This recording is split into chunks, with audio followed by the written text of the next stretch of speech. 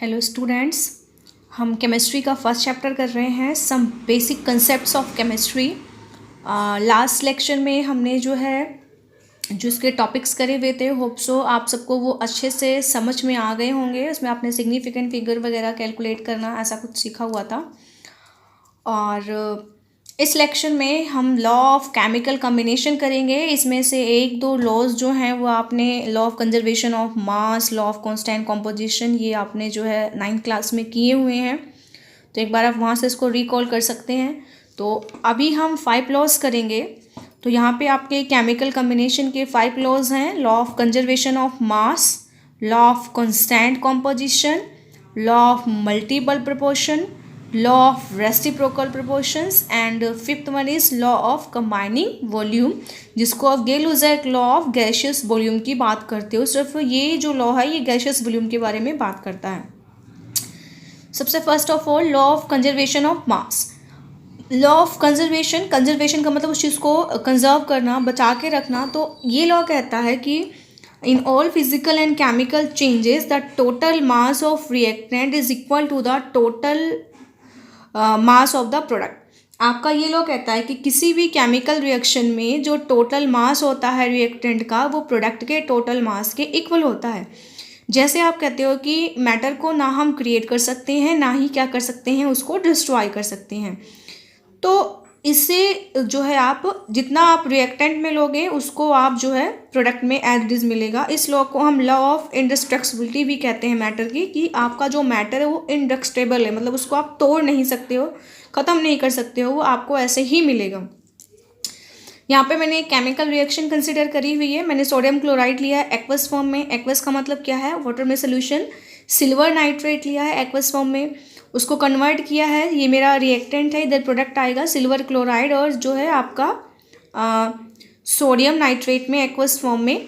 तो आपको यहाँ पे हम सबसे पहले क्या करेंगे, जो रिएक्टेंट का मास है वो टोटल करेंगे और फिर प्रोडक्ट का मास करेंगे और देखेंगे क्या इक्वल आता है। अगर इक्वल आया तो लॉ ऑफ कंजर्वेशन ऑफ मास को फॉलो करेगा, अगर नहीं आया तो नहीं करेगा। जैसे पहले हम सोडियम क्लोराइड का मॉलिक्यूलर मास निकालते हैं। एक्चुअली सोडियम क्लोराइड का मॉलिक्यूलर मास नहीं होता, सोडियम क्लोराइड का फॉर्मूला मास होता है। सिल्वर नाइट्रेट का मॉलिक्यूलर मास होगा, क्योंकि जो आयनिक कंपाउंड्स होते हैं उनके केस में हम उसको मॉलिक्यूलर मास नहीं बोलते, हम क्या बोलते हैं, फॉर्मूला मास बोलते हैं। ओके, क्योंकि ये आयनिक कंपाउंड है, इनके कोई पर्टिकुलर इनके बीच अट्रैक्शन होती है। तो सोडियम का एटॉमिक मास 23 एंड क्लोरीन का 35.5 होता है। इसको जब ऐड करते हैं तो 58.5 आता है। ऐसे ही सिल्वर नाइट्रेट में सिल्वर का जो मास होता है 108 होता है एंड सोडियम का 14 है। और जो आपका मैंने यहाँ पे ऑक्सीजन का लिया है वो 48 इसलिए लिया हुआ है क्योंकि ऑक्सीजन के एक मॉलिक्यूल का जो होता है 16 होता है और 3 एटम्स हैं यहाँ पे, तो उसको 3 से मल्टीप्लाई करोगे। सॉरी, मैंने मॉलिक्यूल बोल दिया ऑक्सीजन का। ऑक्सीजन के एटम, एक एटम का जो मास होता है 16 होता है।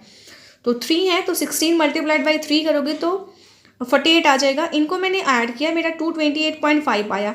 सिमिलरली मैंने यहाँ पे सिल्वर क्लोराइड और सोडियम नाइट्रेट का कैलकुलेट किया। तो सिल्वर क्लोराइड में सिल्वर का 108 एंड क्लोरीन का 35.5 है एंड सोडियम नाइट्रेट में यहाँ पे 23 सोडियम का एंड 14 जो है नाइट्रोजन का एंड 48 3 एटम्स ऑफ ऑक्सीजन। और इनको हमने जब ऐड किया दोनों को तो मेरा 228.5 आया।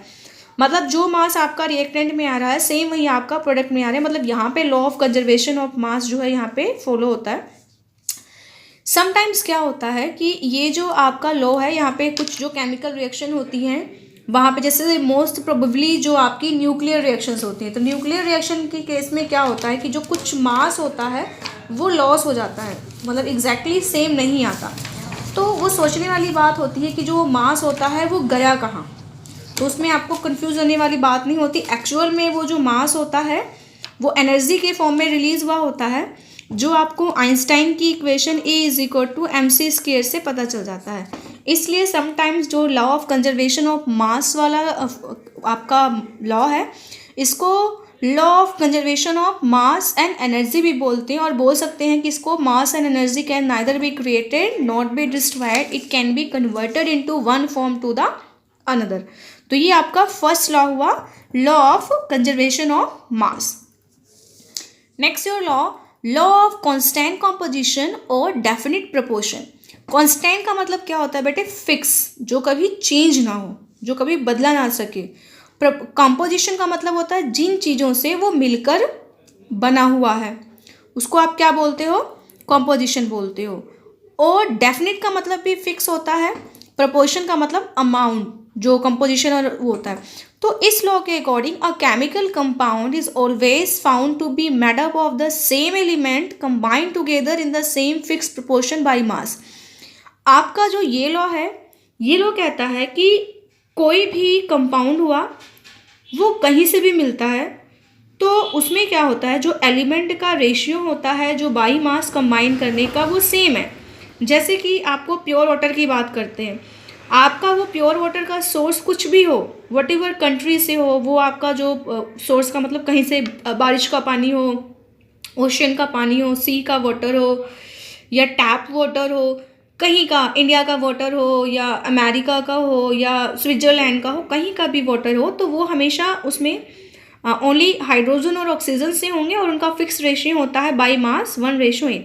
वो मैंने आपको बताया है कि कैसे हमने इसको जो है कंपाउंड वाले में किया था कि जैसे H2O का फॉर्मूला है, तो हाइड्रोजन के एक एटम का जो मास होता है वो 1 ही होता है, एटॉमिक मास। तो 2 के लिए 2 लिया और ऑक्सीजन का 16, जब इसका सिंपलेस्ट रेशियो निकालते हैं तो 1:8। तो कहीं भी वाटर होगा, किसी भी जगह का होगा, किसी भी सोर्स से होगा, तो हमेशा जो होगा उसमें इसका जो रेशियो होगा वो 1:8 ही आएगा बाई मास, मतलब फिक्स है ये।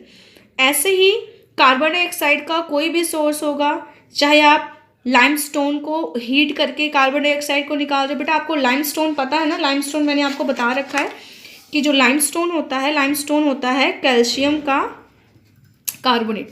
जब आप इसको हीट करते हो, हीट करके क्या निकलता है? कैल्शियम का ऑक्साइड एंड कार्बन डाइऑक्साइड, जिसको ये आपका क्विक लाइम है। ओके, तो यहाँ से कार्बन डाइऑक्साइड निकला। या जो कोल होता है, कोल जो है वो कार्बन की एक फॉर्म है, जब आप उसको ऑक्सीजन की प्रेजेंस में बर्न करते हो तब भी कार्बन डाइऑक्साइड निकलता है। या फिर डाइल्यूट HCl का जो है कई एक्शन होता है, उससे भी मतलब जो भी मतलब कार्बन डाइऑक्साइड गैस आपको कहीं से भी मिल रही है, तो उसमें जो इसका रेशियो होता है वो हमेशा जो है 3:8 होता है। जैसे कार्बन है, उसका एटॉमिक मास 12 है, ऑक्सीजन का एक एटम का 16 है, तो 2 का कितना होगा? 32, और इसको सिंपलेस्ट में रहोगे 3:8 बाई मास। तो ये आपका कांस्टेंट कॉम्पोजिशन का जो लॉ है वो कहता है कि अगर कोई भी कंपाउंड हमें कहीं से भी मिलता है तो उसमें जो एलिमेंट्स होते हैं वो सेम होते हैं, और उसमें उनका जो रेशियो होता है आपस में कंबाइन करने का, वो भी क्या होता है? हमेशा सेम होता है, रेशियो बाई मास। यहाँ पे वो रिएक्शंस जिनकी मैंने भी आपसे ऊपर बात करी, वो एक्चुअली मैंने आपको रिटन फॉर्म में भी दिखाया था, तो यहाँ पे वो रिएक्शंस जो है आपकी गिवन है। यहाँ पे देखो आप, गिवन है रिएक्शन आपकी कि कैल्शियम कार्बोनेट को हीट किया, ये क्विक लाइम और कार्बन डाइऑक्साइड, और ये CO2 बना आपका, या आपको HCl से ट्रीट किया, तो जो भी कार्बन डाइऑक्साइड निकल रही है उनका रेशियो 3:8 है। नेक्स्ट आता है law of multiple proportion. Law of multiple proportion का मतलब क्या है? मल्टीपल का मतलब मेनी, प्रपोर्शन का मतलब कॉम्पोजिशन। अब जैसे आपको बोला गया कि कार्बन डाइऑक्साइड है, अब उसमें आपके 2 एलिमेंट हैं, कार्बन और ऑक्सीजन। कौन कौन सा एलिमेंट है? कार्बन। पहला लॉ जो इससे पीछे आपने किया अभी कांस्टेंट वाला कॉम्पोजिशन का, वो कहता है कि जब भी कार्बन डाइऑक्साइड बनेगा उसमें कार्बन और ऑक्सीजन हमेशा 3:8 में कंबाइन करेंगे। ओके, लेकिन ये लॉ क्या कहता है कि जब भी कार्बन और ऑक्सीजन कंबाइन करेंगे तो जरूरी नहीं है कि वहाँ पे कार्बन डाइऑक्साइड ही बने, वहाँ पे कार्बन मोनोऑक्साइड भी बन सकता है या कुछ और भी बन सकता है। तो इसका कहने का मतलब ये है कि जो 2 एलिमेंट जरूरी नहीं है कि जब भी वो कंबाइन करें वो एक ही कंपाउंड बनाएं, वो एक से ज़्यादा टाइप के भी कंपाउंड बना सकते हैं, लेकिन उनमें क्या होता है कि जो दूसरे का कंपैरिजन में जो सिंपलेस्ट रेशियो होता है वो सेम होता है। जैसे कि हमने यहाँ पे कंपाउंड्स लिया कार्बन ऑक्सीजन के, तो आपके यहाँ पे कार्बन डाइऑक्साइड बना, डाई का मतलब 2, और फिर मैंने यहाँ पे बनाया कार्बन मोनोऑक्साइड। मोनो वर्ड जब यूज़ होता है जब कोई चीज़ सिंगल होता है। अब मैंने यहाँ पे रेशियो लिया 12, 32, 12, 16। तो कार्बन मतलब देखो यहाँ पे जो तो सेम है, जो डिफरेंट आता है तो वो एक दूसरे के सिंपलेस्ट रेशियो होते हैं। अब यहाँ पे ऑक्सीजन का जो अमाउंट है वो डिफ्रेंशिएट कर रहा है, यहाँ पे 2 ऑक्सीजन है, यहाँ पे 1 है। जब मैंने सिर्फ कार्बन का तो सेम है, तो अगर जो दूसरा एलिमेंट है जो डिफरेंट अमाउंट में अगर उसका रेशियो लेते हैं तो वो भी क्या है, एक सिंपलेस्ट रेशियो है। और यहाँ पे जो कार्बन का रेशियो है वो क्या है, फिक्स है। सिमिलरली ऐसे आपके सल्फर के कंपाउंड बनते हैं, SO2 SO3 हुआ, वहाँ पे भी ये 32 और यहाँ पे भी ऑक्सीजन का। इस तरह से आपके बेटा नाइट्रोजन के भी कंपाउंड बनते हैं। नाइट्रोजन के कंपाउंड में आपका NO हो गया, NO2 हो गया, N2O5 हो गया, मतलब बहुत सारे कंपाउंड नाइट्रोजन के बनते हैं। तो उसमें भी ये जो है लॉ वो आपका फॉलो होता है, law of reciprocal proportion. Reciprocal का मतलब क्या होता है, रिवर्स, उल्टा, ठीक है। प्रपोर्शन अमाउंट में कह रहे हैं कि रिवर्स रेसिप्रोकल का मतलब कि जैसे मैंने आपको कोई चीज़ दी और आपने भी वो चीज़ मुझे दी, आपस में कुछ भी ऐसा किया। The ratio of mass of two element A and B which combine separately with a fixed mass of third element C is either the same or some simple multiple of the ratio of the masses in which A and B combine directly with each other। ये कहता है कि ratio of मास, दो element हैं A और B, उनका जो ratio आता है बाई मास, जब वो सेपरेटली कंबाइन करते हैं, a fix ratio of C, मतलब A जो है सेपरेटली कंबाइन करेगा C के साथ और B जो है सेपरेटली कंबाइन करेगा C के साथ, तो सेपरेटली फिक्स मास से करेगा। तो उनका जो A और B का आपस में जो रेशियो होता है इज आइदर द सेम, या तो वो सेम होगा या फिर क्या होगा, सिंपल मल्टीपल होगा A और B के, जो आपस में डायरेक्टली कंबाइन करेंगे। फॉर एग्जाम्पल मैंने यहाँ पे, मतलब आप सिंपली कह सकते हो कि जैसे ये कार्बन हाइड्रोजन के साथ कंबाइन करेगा और कार्बन ऑक्सीजन के साथ भी कंबाइन करेगा। तो जो ये आपस में कंबाइन कर रहे हैं कि कार्बन ऑक्सीजन के हाइड्रोजन के साथ और कार्बन ऑक्सीजन के साथ, जैसे हम C, अब दो एलिमेंट मान लो, सपोज करो मैंने इसको A ले लिया, इसको B ले लिया और ये C है, तो ये वाला जो है A जब C के साथ कंबाइन कर रहा है मीथेन बना रहा है, B जब C के साथ कंबाइन कर रहा है तो वाटर बना रहा है। तो A और B भी आपस में क्या करते हैं, डायरेक्टली कंबाइन करते हैं। तो जब ये डायरेक्टली कंबाइन करते हैं तो जो इनका जो रेशियो होता है वो आपस में जो कंपाउंड बनाते हैं वो इसके रेशियो के इक्वल ही आता है। सिंपलेस्ट, जैसे आप इससे अच्छे समझेंगे, जैसे मैंने यहाँ पे जब पहला किया, कार्बन को हाइड्रोजन के साथ रिएक्ट करवाया तो CH4 बना, जब मैंने ऑक्सीजन को हाइड्रोजन के साथ रिएक्ट करवाया तो वाटर बना। तो मैंने इनका सिंपलेस्ट रेशियो ले लूँ पहले, और एक मैंने कार्बन को जब ऑक्सीजन के साथ कंबाइन करवाया तो CO2 बना। मैंने यहाँ पे सिंपलेस्ट रेशियो लिया हुआ है 12:4। 12 क्या है, कार्बन का एटॉमिक मास, और हाइड्रोजन का एक एलिमेंट का जो होता है वो 1 होता है, तो 4 एलिमेंट्स के लिए मैं यहाँ पे 4 लूँगी। सिमिलरली यहाँ पे हाइड्रोजन की बात करेंगे तो यहाँ पे 2 और ये 16। तो मैं इसको सिंपलेस्ट फॉर्म में यहाँ पे अगर मैं लेके आऊँ कि हाँ इसका रेशियो क्या है, कि इसमें अगर हम देखें कि यहाँ पे 12 और ये 4, तो इसको अगर डबल करेंगे तो 4:32 में जाएगा। डबलिंग अगर इसकी करते हैं, एक हमने क्या करना है, इनको सिंपलेस्ट रेशियो में लेके आना है। तो जब इसको सिंपल करेंगे तो यहाँ से कार्बन और यहाँ से ऑक्सीजन जो कार्बन डाइऑक्साइड बनाते हैं, ये जो रेशियो है वो कितना आ रहा है, 3:8 आ रहा है। और यहाँ पे कार्बन डाइऑक्साइड का भी 3 रेशियो क्या आ रहा है, 8 आ रहा है। रेसिप्रोकल हुआ। लास्ट लॉ है गे-लुसाक लॉ। ये क्या कहता है, when the gases react together they always do so in volume. अब ये कह रहा है कि जब भी गैसेस आपस में रिएक्ट करती हैं वो हमेशा वॉल्यूम में करेंगी। कैसे करेंगी, वॉल्यूम में, 1 ml 2 ml 3 ml, which bear a simple ratio provide all the measurements are done under similar condition of temperature and pressure. तो वो जब भी आपस में कंबाइन करती हैं, अगर आप टेम्परेचर और प्रेशर की जो कंडीशन है वो सेम रखोगे तो गैसेस जो होती हैं हमेशा सिंपलेस्ट रेशियो में कंबाइन करती हैं रिएक्टेंट और प्रोडक्ट के। जैसे आपने यहाँ पे 1 वॉल्यूम H2 लिया, 1 वॉल्यूम Cl2 लिया, तो क्या बना, 2 वॉल्यूम HCl बन गया। मतलब जितना 2 वॉल्यूम अगर रिएक्टेंट लिया है तो 2 ही वॉल्यूम आपको क्या मिलेगा, जो है HCl मिलेगा। इसमें कंफ्यूज होने की बात नहीं है, आपने जो इक्वल रखना है उसके लिए आपने इनके आगे का जो कोफिशिएंट है वो लेना है। यहाँ पे 1 1 है, यहाँ पे 2 है, तो वो क्या हो जाएगा, आपका इक्वल हो जाएगा। ऐसे आप दूसरा भी एग्जांपल ले सकते हो जब आपने कोफिशिएंट लेना है। तो जैसे मैंने यहाँ पे लिया, लेकिन ये तब इक्वल आएगा बेटा जब आपकी जो बाकी की कंडीशन है टेम्परेचर और प्रेशर की वो क्या रहेंगी, सेम। जैसे मैंने नाइट्रोजन लिया और मैंने इसको हाइड्रोजन के साथ कंबाइन किया और मैंने क्या बना दिया, NH3। NH3 क्या होती है, अमोनिया गैस होती है, ठीक है। लेकिन अभी ये रिएक्शन बैलेंस नहीं है। जब हम इस रिएक्शन को बैलेंस करेंगे तो यहाँ पे 3 है, तो आप यहाँ 3 से मल्टीप्लाई कर दोगे। ये आप 10th में हीट एंड ट्रायल मेथड सीखा हुआ है। जब यहाँ से 3 से मल्टीप्लाई करोगे नाइट्रोजन भी 2 है, यहाँ पे आप 2 लगा दो, अब ये वैलेंस होगी। यहाँ पे इसके आगे का कोफिशिएंट कितना है 1, इसके आगे का कोफिशिएंट कितना है आपका 3, और इसके क्या है आपका 2। तो ये सिंपलेस्ट मतलब जो इनका आपस में रिएक्टेंट और प्रोडक्ट का जो रेशियो होता है वो क्या होता है, सिंपलेस्ट 1:3:2। अब जो ये वाला किया था इसमें कितना है 1:1:2। तो इंडिकेट यहाँ पे जो रिएक्शन होती है, जो आपस में जो वॉल्यूम होते हैं उनमें क्या होता है, सिंपलेस्ट जो है वो रेशियो जो है वो शो करता है। ये आपके 5 लॉज हो गए केमिकल कॉम्बिनेशन के। Now our next topic is the Dalton's atomic theory.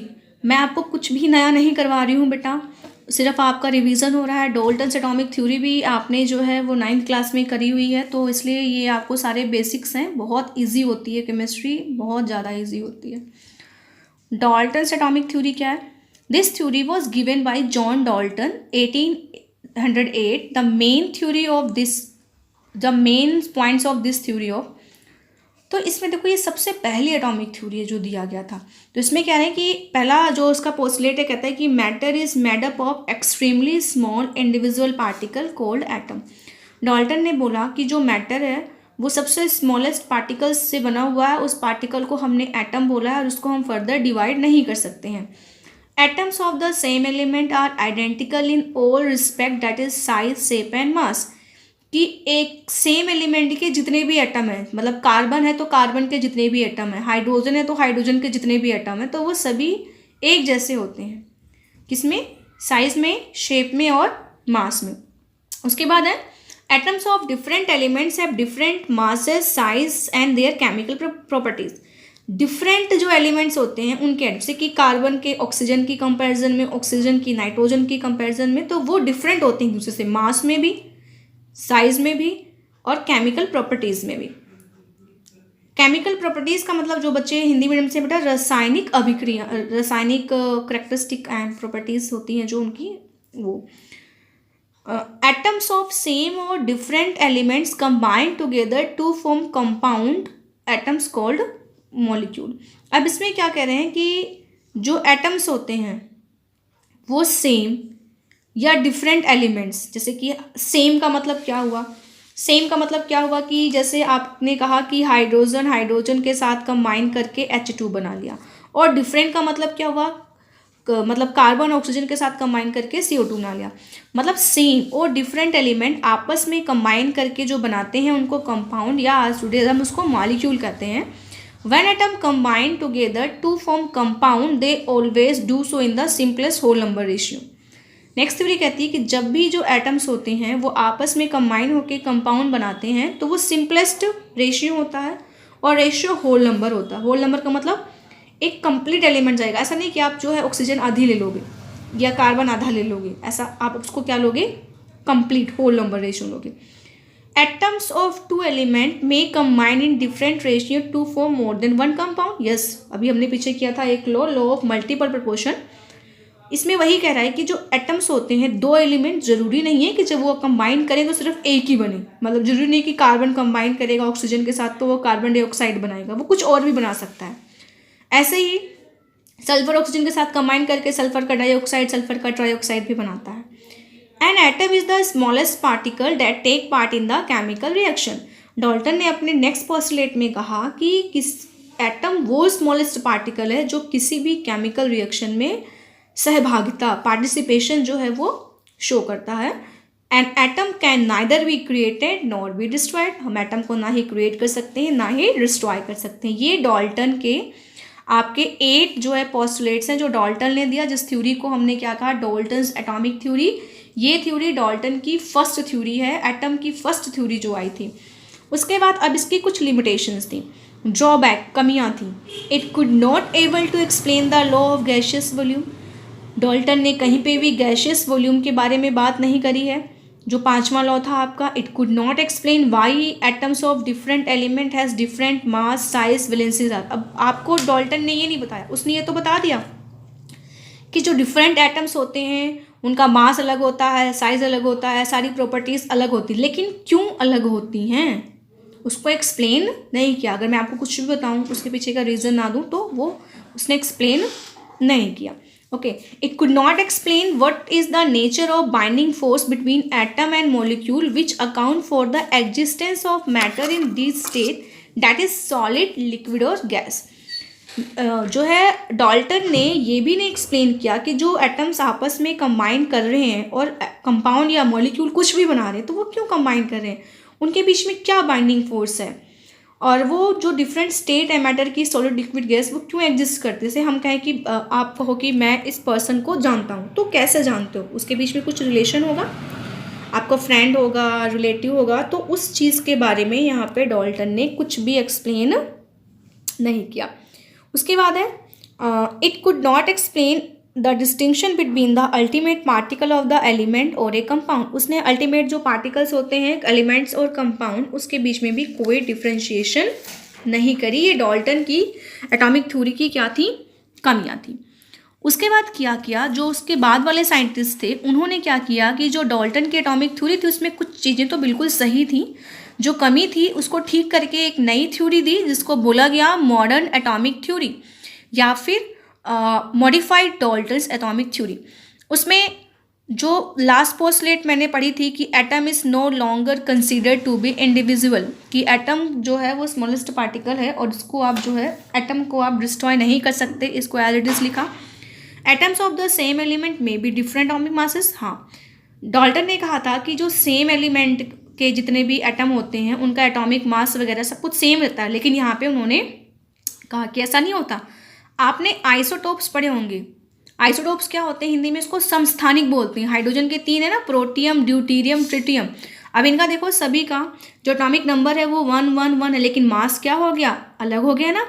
तो ये सेम एलिमेंट के एटम्स हैं पर इनका मास क्या है, अलग है, जिनको आप आइसोटोप्स कहते हो. आइसोटोप्स यानी कि समस्थानिक हिंदी में.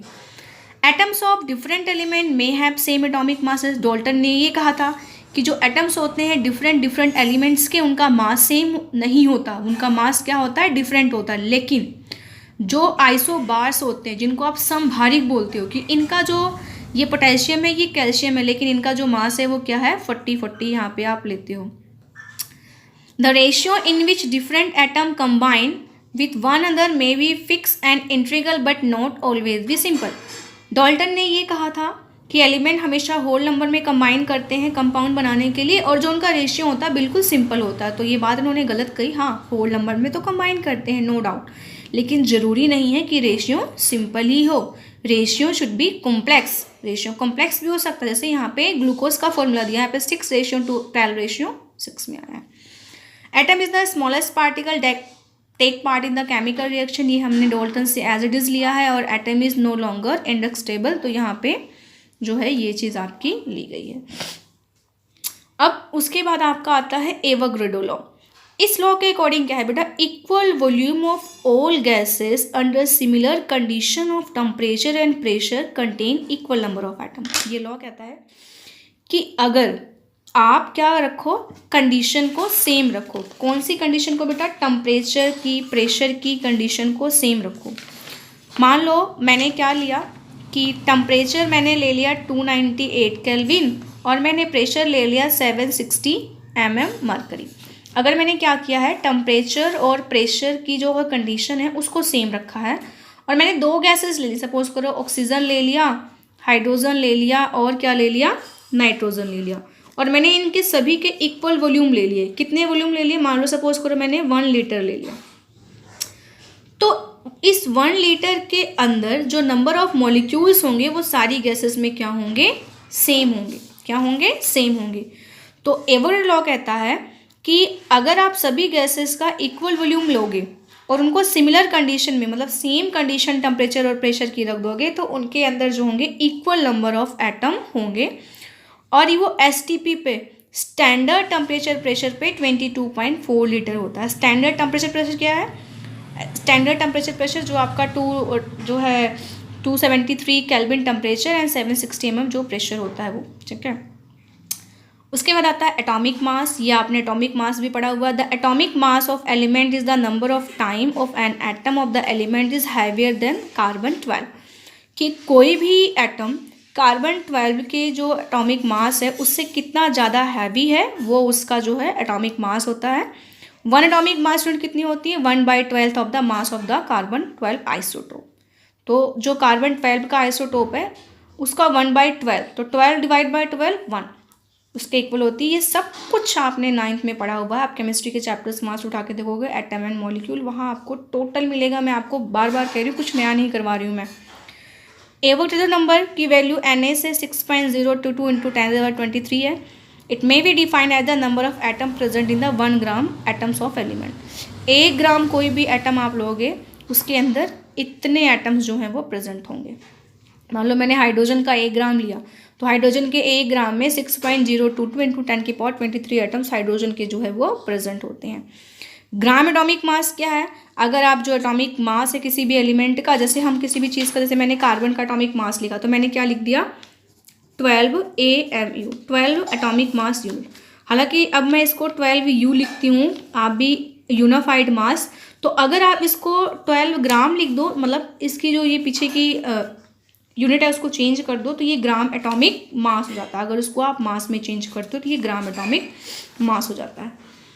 फिर आता है आपका मॉलिक्यूलर मास। मॉलिक्यूलर मास क्या होता है? The molecular mass of substance is the number of times the molecule of substance is heavier than the 1/12 mass of atom carbon 12 isotope. कि मॉलिक्यूलर मास किसी भी सब्सटेंस क्या होता है कि वो जो मॉलिक्यूल है वो कार्बन 12 आइसोटोप के 1/12 से कितना ज़्यादा हैवी है। और मॉलिक्यूलर मास को जो है हम ग्राम मॉलिक्यूलर मास भी कहते हैं, जिसको आप ग्राम में अगर रिप्रेजेंट करो। एक्चुअली में बेटा आपको अगर मॉलिक्यूलर मास निकालना होता है तो आप क्या करते हो? सभी के एटॉमिक मासेस को क्या कर देते हो? ऐड कर देते हो। फॉर एग्जांपल जैसे मुझे बोला गया कि वाटर का मॉलिक्यूलर मास निकालो, तो आपको ये ही करने का फ़ायदा है। तो आप वाटर का एटॉमिक मास निकालने के लिए क्या करोगे? 2 इंटू 1 + 16, तो ये क्या हो जाएगा? 2 + 16 यानी कि 18। हाँ, वाटर का मोलिकुलर मास कितना हो गया? 18। अगर यहाँ पे AMU लिखते हो तो सिंपल मोलिकुलर मास है, अगर ग्राम कर देते हो तो ये ग्राम मोलिकुलर मास हो जाएगा, अगर इसी को ग्राम में रिप्रेजेंट कर दो। सिमिलरली हम कार्बन डाइऑक्साइड की बात करते हैं, तो यहाँ पे 12 + 2 इंटू 16, तो 12 + 32 कितना हो जाएगा? 44 ग्राम। तो ये चीज़ आपका मोलिकुलर मास इस तरह से आप कैलकुलेट करते हो, तो ये आपका होता है इस तरह से। अब फॉर्मूला मास क्या होता है? Formula mass ionic compound, same molecular mass जैसा होता है बट आयनिक कंपाउंड्स के फॉर्म में हम उसको क्या बोलते हैं? फॉर्मूला मास बोलते हैं। सेम मॉलिक्यूलर मास जैसा कैलकुलेट होता है, और अगर आप उसको ग्राम में लिख दो तो वही आपका क्या हो जाता है? ग्राम फॉर्मूला मास हो जाता है। ये आप ध्यान से करोगे, समझोगे इसको, और अगर कोई डाउट होगा तो मेरे को पूछोगे। और प्लीज़ बच्चों, जिन्होंने चैनल सब्सक्राइब नहीं किया है वो कर दो, जिससे मेरी वीडियो अपलोड करते ही आपको नोटिफिकेशन आए और आप जितनी भी वीडियो हो उसको देख सको वहाँ पे जाके चैनल पे। Thank you so much.